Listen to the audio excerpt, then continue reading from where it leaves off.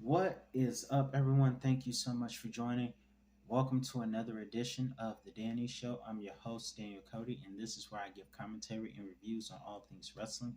And before I get started, I would like to send a special shout out to Sergeant Ishat. I hope I said that correctly. Sergeant Ishat, thank you so much for your subscription, and Raditz too, also, and everyone else who has been joining the group. Thank you guys so much for that. I really appreciate that. Without further ado, let's get started with today's review of Crown Jewel. We started off the night with a banger, and the first match of the evening was what Big E said was big, meaty men slapping meat.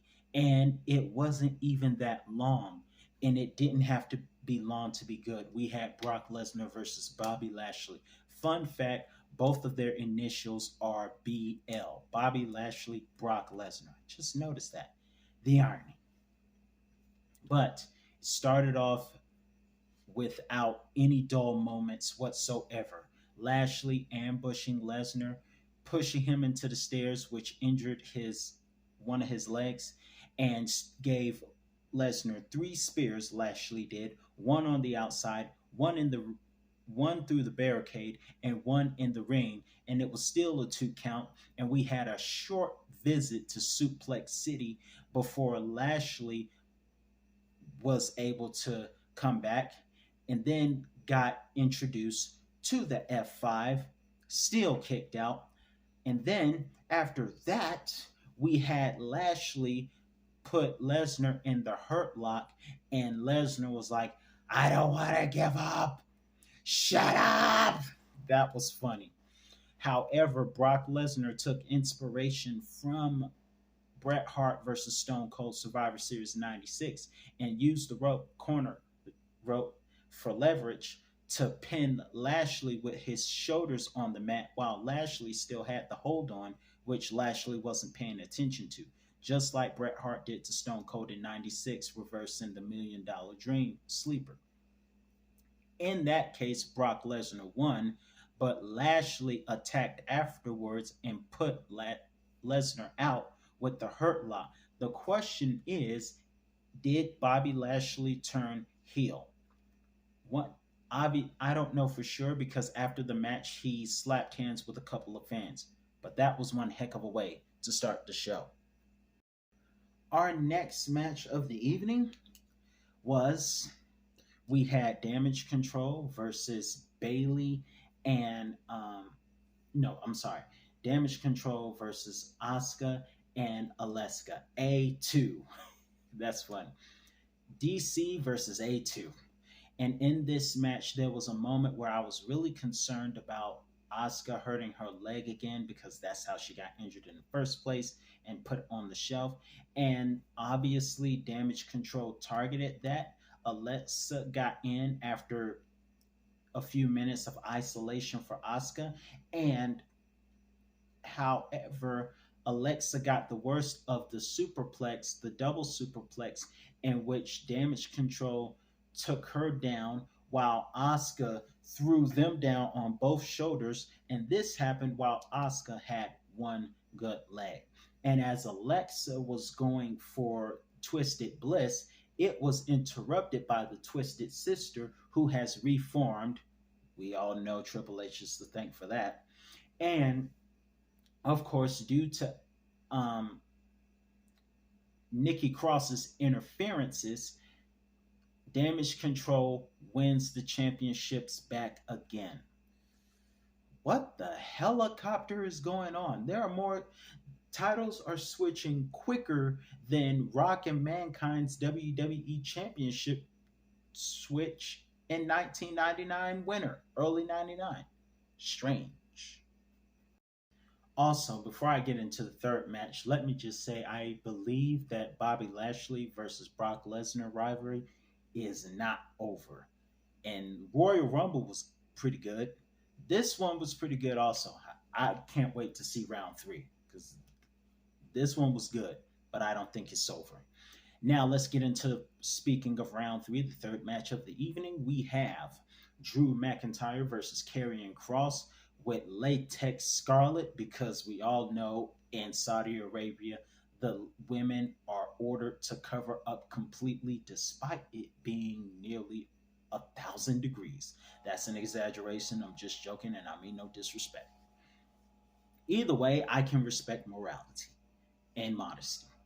Um, we have Drew closing the cage shut like he was the Undertaker in Hell in a Cell. I always loved when the Undertaker would slam the door in to let people know the refs. I slammed the door. You're in with me.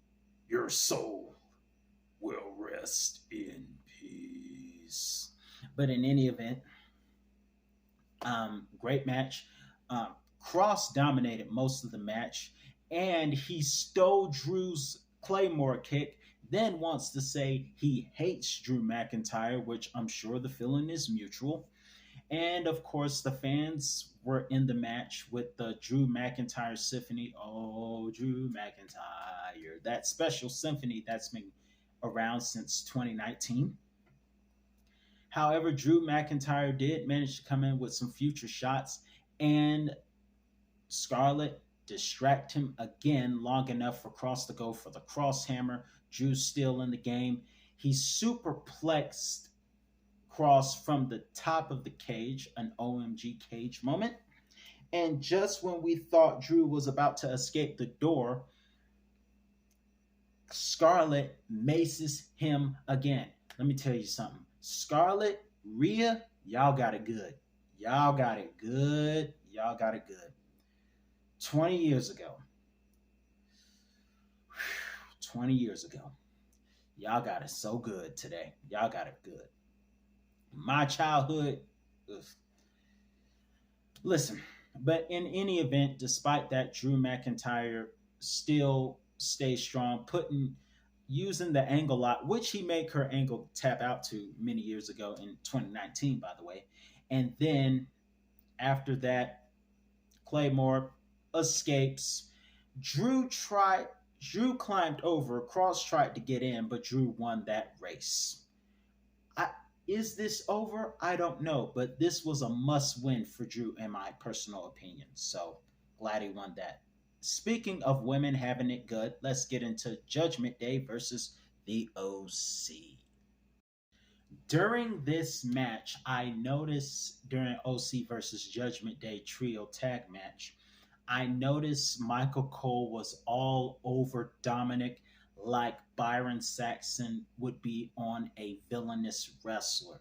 And what's even funnier was when Michael Cole said, in reference, Barrett, of course, defended Dominic on commentary. But what I noticed is Michael Cole said, "Where is Corey Graves? He would understand."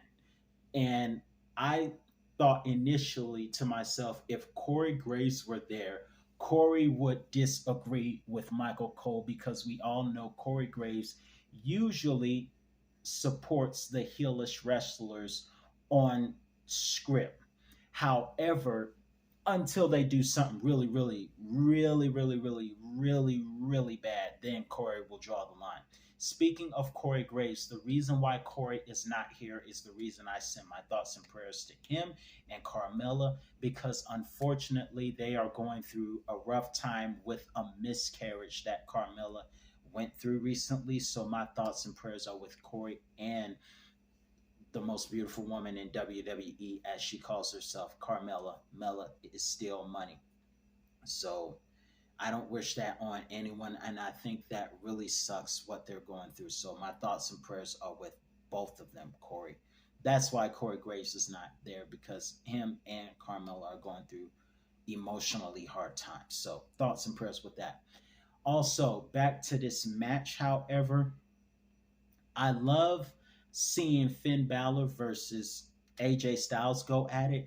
I really enjoyed it because that's a dream match, but we saw it at TLC, Demon Finn versus AJ Styles 2017, in which Demon Finn won.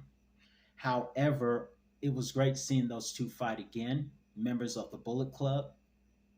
I also loved how, as AJ superplexed Finn, The members of the OC, Anderson and Gallows, gave everyone else the electric chair. But what cracked me up was when Rhea Ripley interfered in the match and Michael Cole lost it, saying someone needs to kick her ash. I said ash with ASH. Cole was like, somebody needs to kick her ash. Again, y'all got it so good because 20 years ago, when I was 10, 15 years ago, 10, 15, 18 years ago, during my childhood, things would have been so much different. Y'all got it good. But thanks to Rhea Ripley's, or should I say, Mistress Rhea to Chastity Dominic, thanks to Mistress Rhea, nice hairdo, by the way. That's a really cool hairdo, Rhea. Judgment Day wins. And Michael just totally lost it. It was hilarious. In our next match, we have two giants. I call this match the semi truck versus the Enviro double decker bus. Omos versus Braun Strowman. I need something original. We have Unstoppable Force meeting the immovable object. So I just need something. Why you compared them to one of the nicknames of Satan, Michael Cole? He called them two Leviathans. That's one of the devil's nicknames. So I just had to come up with something fun but original. So there you have it. Semi truck versus the Enviro double decker. And Braun Strowman versus Omos. And Braun, for the first time, had to look up at someone. And this gave me the same vibe as when The Undertaker looked up to Giant Gonzalez in 1993. 1 year and a half later, I was born. And so after that, they did a test of strength, which is something you can do on a game like this. Who remembers on this game where in the beginning of an exhibition singles match, you could choose strike, test of strength, and what was that other one? It was strike on top. On the left hand side was test of strength, and on another side, I forgot what the other ones were. But in any event, it was a test of strength like SmackDown versus Raw, and of course, Omos dominated most of the match, which I was surprised by. Not too surprised, but a little surprised. Body slamming Strowman twice and talking trash the entire time. That's one thing Jerry Lawler hates, when you beat him up and talk him through it. And then Omos took a 360 clothesline, which took a little more force from Strowman to get successful. Strowman tried to do that lap and freight train that he does, but got bulldozed, and somehow Braun Strowman was able to pick up Omos and power slam him for the win. To be honest, I thought Omos was going to kick out of that, but he didn't. But he sure rolled out of the ring and walked away quicker. I thought it could have been a little more epic, but it was still not bad in my personal opinion. Next, we have the tag team championships on the line with the Usos versus the Brawling Brutes, and the Usos are one step closer to breaking New Day's 483 reign because they're at 475, but they probably will break that next week on SmackDown.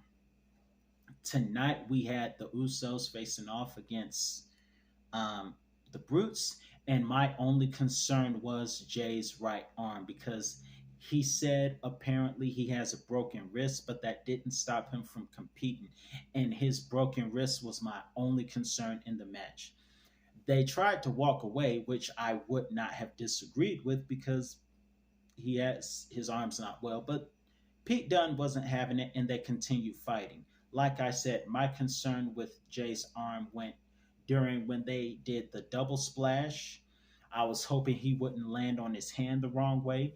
Then when Ridge Holland did the Celtic Cross, paying homage to an injured Sheamus, I was concerned then, but miraculously he kicked out.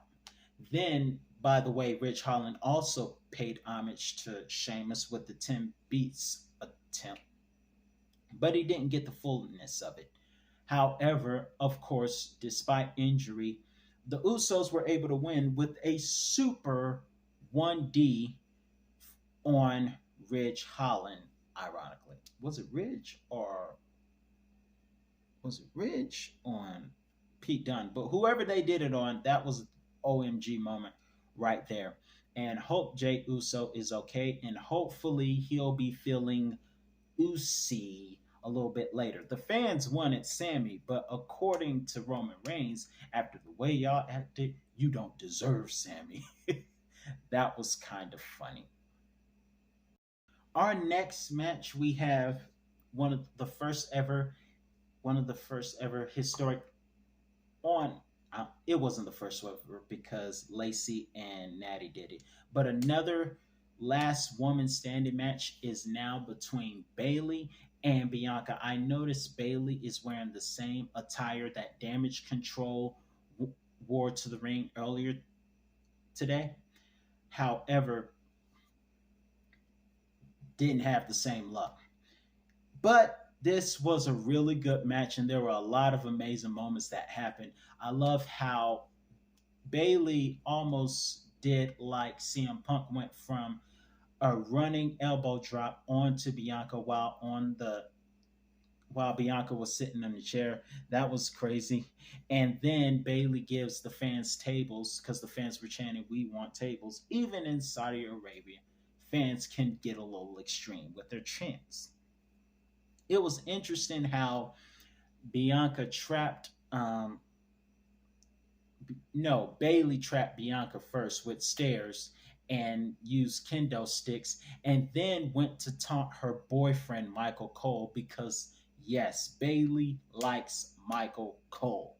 So Bailey was able to cane Bianca in front of Bailey's boyfriend Michael Cole.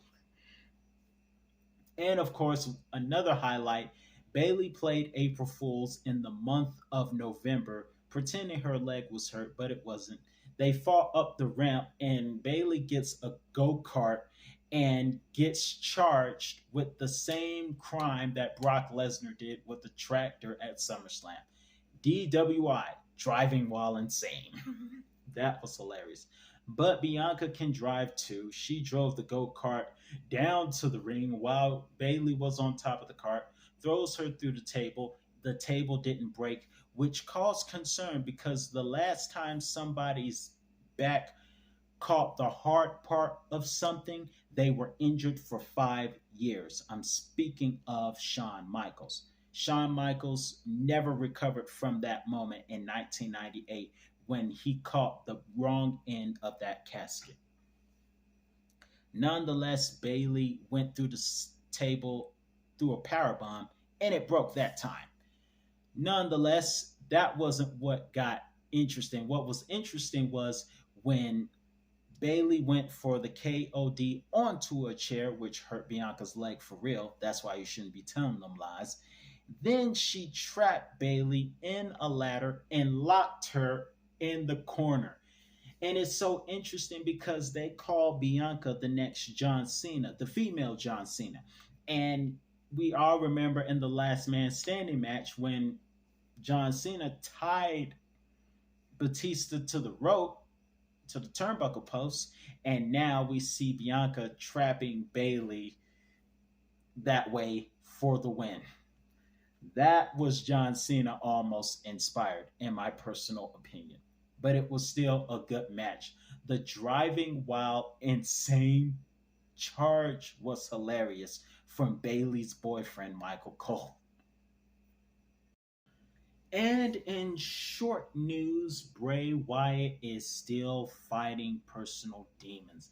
It's like the guy that says, "I'm trying not to go back to drugs," or the guy that's saying, "I'm trying."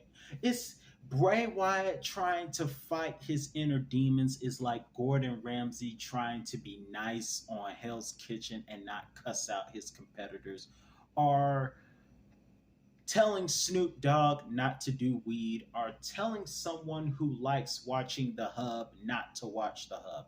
Bray is fighting his own personal self, and Twitter showed him breaking character after the segment, which I don't know if you should do because Undertaker stayed true to himself even off screen. That's why he was always wearing black. He never wore anything other than black outside back in the day.